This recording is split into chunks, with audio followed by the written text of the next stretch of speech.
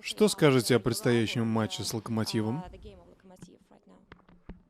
В третьем круге мы провели одну игру с хорошим результатом, это матч с «Динамо», и одну с относительно хорошим, это матч со «Спартаком», очень опытным коллективом. Нам приходилось встречаться с командами, находящимися выше нас в турнирной таблице. Это классные команды, потому каждая игра для нас очень сложная. Но мы амбициозные. В последних играх мы играли организованно, особенно в плане обороны. Но я немного недоволен тем, что у нас в созидании. Другими словами, мы должны создавать больше опасных моментов. В первом матче у нас было 2-3 действительно хороших момента. Вторая игра получилась более сложной. Предстоящий матч тоже будет непростым. «Локомотив» очень серьезный соперник. На что просите игроков обратить особое внимание при подготовке к этому матчу? И что, на ваш взгляд, станет самым сложным в матче с «Локомотивом»? Ну, мы должны четко осознавать наши сильные стороны. У соперника они тоже есть, мы их отметим для себя. Главное — это попытаться нейтрализовать некоторых особенно опасных игроков «Локомотива».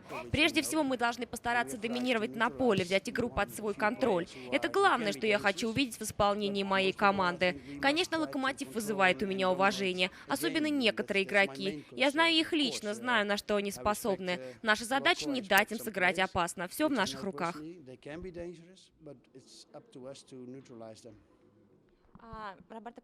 Роберто Карлос стал директором команды. Что поменялось в Анжи с его назначением? Успел ли он уже привнести что-то новое?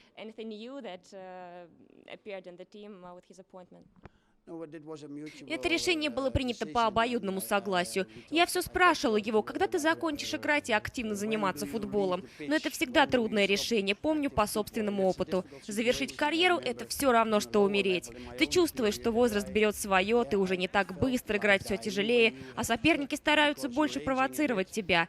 Так что в один прекрасный день нужно просто принять это решение, понять, когда тебе следует уйти. У Роберто была фантастическая карьера. Он был чемпионом мира, и что он только не выиграл. Окончание карьеры — это трудно, но переход на новую должность облегчает это. Сейчас это происходит у Роберто Карлоса, и мы сделали его директором команды. Даже в таком возрасте, как у него, прощаться с футболом тяжело. А по футбольным меркам он уже совсем не молод. Ему ведь скоро 39. А вы уже обсуждали с ним проведение прощального матча? Нет, не думаю, что Роберто Карлос так просто возьмет и уйдет. Думаю, ему очень нравится в Анжи. Он ведь продолжает тренироваться? Да, и мне очень нравится то, что он вместе с командой, ведь Роберто Карлос — это и есть футбол, а футбол — это Роберто Карлос. В нем самом сосредоточено все то, что мы называем футболом. Я думаю, что это очень вдохновляет всю команду, даже опытных игроков. Но больше всего, конечно, это важно для молодых футболистов. Он очень открытый человек, и не важно, кто перед ним, известный игрок или не очень. Роберто Карлос — это человек-футбол, поэтому я очень хочу, чтобы он работал со мной.